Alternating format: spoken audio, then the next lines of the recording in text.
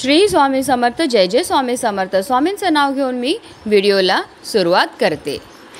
हिंदू धर्मात एकादशी तिथीला फार महत्त्व आहे. प्रत्येक महिन्यात येणाऱ्या एकादशी तिथीचे वेगवेगळे नाव आणि वेगवेगळे महत्त्व असतं. एकादशी तिथीला उपवास करून भगवान विष्णूंची पूजा केल्याने जीवनामध्ये सुख समृद्धी प्राप्त होते. या वर्षाची म्हणजे 2023ची शेवटची एकादशी तिथी मोक्षप्राप्तीसाठी खूप महत्त्वाची आहे. मार्गशीर्ष शुक्ल महिन्यातील एकादशीला मोक्षदा एकादशी म्हणतात. धार्मिक मान्यतानुसार मोक्षदा एकादशीचे व्रत केल्याने पितरांना मोक्षप्राप्ती होते.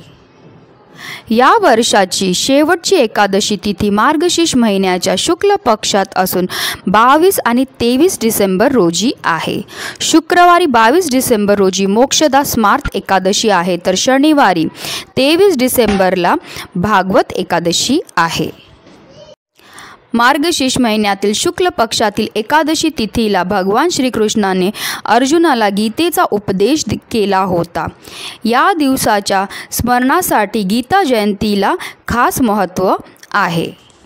उद्या आहे शनिवार, त्याचबरोबर उद्या आहे भागवत एकादशी. उद्याच्या दिवशी जर आपण काही विशेष उपाय केले तर त्याच्यामुळे आपल्या घरामध्ये, आपल्या मुलांमध्ये किंवा आपल्यामध्ये जर काही नकारात्मकता असेल किंवा काही दोष असतील तर ते निघून जाण्यामध्ये खूप मदत होते. त्याच्याचमुळे उद्याच्या दिवशी आपल्याला आपल्या मुलांवरनं ही एक वस्तू ओवाळून टाकायची, ज्याच्यामुळे त्यांच्यावर असणारे जेवढे पण संकट दोष आहेत ती सगळी नष्ट तर होणारच आहे, त्याचबरोबर त्यांच्या अभ्यासामध्ये, नोकरीमध्ये, व्यवसायामध्ये भरभरून अशी प्रगती होणार आहे. खूप महत्त्वाची अशी माहिती मी तुम्हाला ह्या व्हिडिओमध्ये देणार आहे. तो व्हिडिओ पूर्ण पहा आणि जर चॅनलवर नवीन असेल तर चॅनलला सबस्क्राईब करा आणि शेजारी बेल आयकॉनसुद्धा प्रेस करा, जेणेकरून तुम्हाला माझ्या नवनवीन व्हिडिओचं नोटिफिकेशन हे मिळत राहील.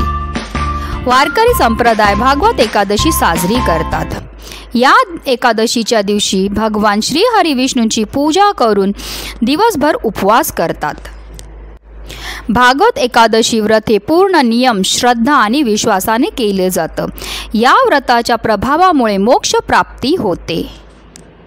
या व्रतामुळे अश्वमेध यज्ञ, घोर तपस्या, तीर्थस्थान व दान या सर्वापासून मिळणाऱ्या पुण्यापेक्षाही जास्त पुण्य मिळतं. अगदी तुमच्यापासून माझ्यापर्यंत प्रत्येक आईला असं वाटतं की आपल्या मुलांना प्रत्येक क्षेत्रामध्ये यश हे मिळालं पाहिजे. म्हणजे जर ते शाळेत जात असतील तर त्यांचं अभ्यासामध्ये व्यवस्थित लक्ष लागलं पाहिजे. जर ते नोकरी करत असतील तर त्यांना चांगली नोकरी मिळाली पाहिजे, त्यांच्या नोकरीमध्ये त्यांना खूप भरभराट झाली पाहिजे. त्याचबरोबर जर व्यवसाय करत असेल तर व्यवसायामध्ये पण खूप यश मिळालं पाहिजे. पण बऱ्याचदा काय होतं, आपली मुलं खूप मेहनत करतात, खूप कष्ट करतात, पण त्यांनी कितीही कष्ट केले तरी त्यांना व्यवस्थित नोकरी, म्हणजे आपली मुलं शिकलेली खूप आहेत, खूप छान शिकली आहेत, पण त्यांना चांगली मनासारखी नोकरी नाही मिळत आहे. त्याचबरोबर ते व्यवसाय करतात पण त्यांच्या व्यवसायामध्ये त्यांना यश मिळत नाही आहे, किंवा आपली मुलं शिकत आहेत पण त्यांचं अभ्यासामध्ये लक्ष नाही लागत. तर ह्या सगळ्या गोष्टी का उद्भवतात, तर त्या उद्भवण्यामागे सुद्धा काही कारणं असतात. बऱ्याचदा आपल्या घरामध्ये काही दोष असतात, त्याचबरोबर आपल्या मुलांना नजर लागलेली असते. जर नजर जरी लागली असेल आपल्या मुलांना, त्याच्यामुळे सुद्धा बऱ्याच प्रकारचे त्रास त्यांच्या आयुष्यामध्ये हे येत असतात.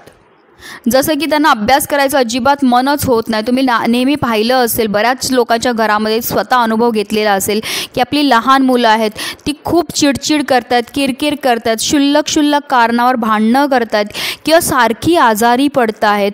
आपली मोठी मुलं आहेत ती अभ्यास करायलाच बघत नाही आहेत, काही ना काही कारणाने ते अभ्यास करायला म्हणजे नाहीच म्हणत आहेत.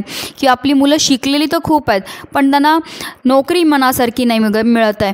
तर ह्या सगळे दोष आहेत, हे सगळे जे त्रास आहेत आपल्या मुलांचे ते दूर करण्याकरता आपल्याला विशेष तिथीला काही विशेष उपाय करणं फार गरजेचं असतं. तर जो आपण उपाय करणार तो अगदी लहानातल्या लहान मुलापासून मोठ्या मुलांपर्यंत कोणाकरता आपण करू शकतो. ह्याच्याकरता आपल्याला 7 लाल मिरच्या लागणार आहेत, त्याचबरोबर आपल्याला थोडंसं खडे मीठ लागणार आहे आणि त्याचबरोबर आपल्याला पिवळी मोहरी लागणार आहे. पिवळी मोहरी तुम्हाला कोणत्याही पूजेच्या साहित्य जिथे मिळतं तिथे मिळून जाईल. काही कारणास्तव तुमच्याकडे पिवळी मोहरी नसेल तर तुम्ही काळी मोहरी घेतली तरीही चालणार आहे. आता आपल्याला आपल्या मुलांना बसवताना फक्त आपल्या मुलांचं तोंड जे आहे ते दक्षिण दिशेला नाही पाहिजे, एवढंच तुम्हाला लक्षात ठेवायचं. बाकी कोणत्याही दिशेला तुम्ही ठेवून मुलांना बसवायचं आहे. आणि मुलांवरनं आपल्याला 7 वेळा ह्या मिरच्या, मोहरी आणि खडे मीठ जे आपण टाकलेलं आहे ह्या वस्तू जे आहेत आपल्या मुलांवरनं 7 वेळा डोक्यापासून पायापर्यंत आपल्याला 7 वेळा उतरवून घ्यायचे. आणि उतरवून घेतल्यानंतर आपल्याला आपल्या घराच्या बाहेर जायचं आहे आणि लांब नेऊन हे फेकून द्यायचं आहे.